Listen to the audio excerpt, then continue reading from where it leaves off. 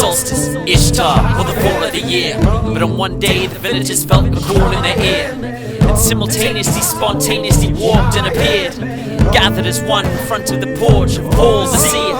It was clear from the electric scent in the air, the way fluorescence collected on the tips of their hair.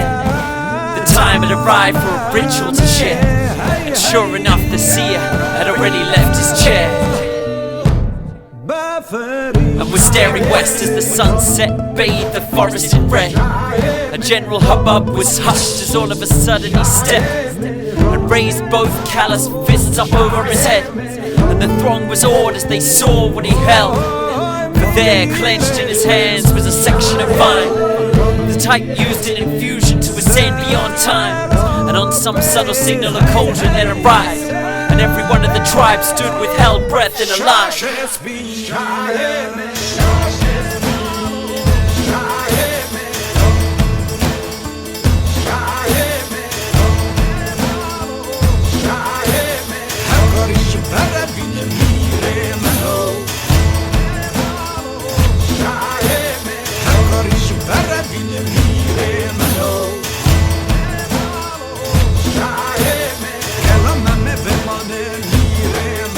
In the red of the descending sunset, Paul led them all through the corn in the field, seeing the derelict and burnt churches lain dormant for years, bereft of any worshippers or purpose, falling from repair with timbers crashed, roofs collapsed, and black ashes that pour from the tears.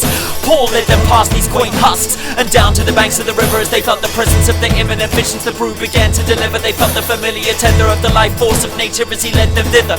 And once arrived, Paul signaled to silence all the processes. He threw his head back in surrender and raised his arms to the weather in a manner that seemed to envelop the breadth of the very universe in a single gesture.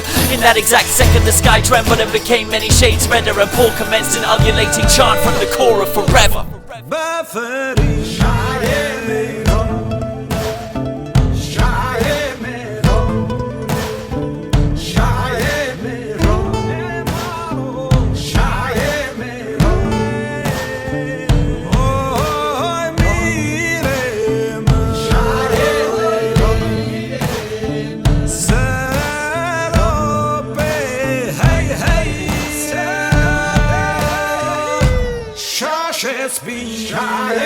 Just then darkness fell and absorbed the assembled.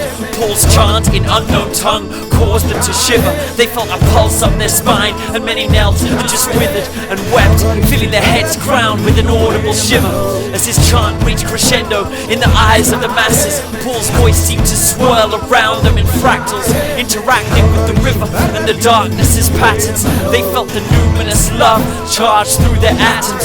Paul effortlessly brought forth the chant from his stomach, and the whole tribe harmonized at the summit. Hundreds become one with abundance, all that's below reflecting the vastness above it.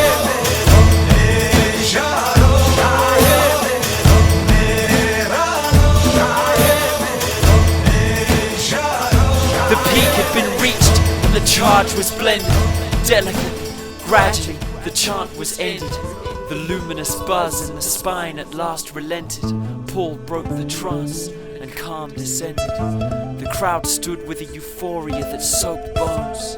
They watched Paul in the moonlight on the cold stones. He lit a cigarette and took a moment alone, then raised a cheer from the throng as he said, "Let's go home."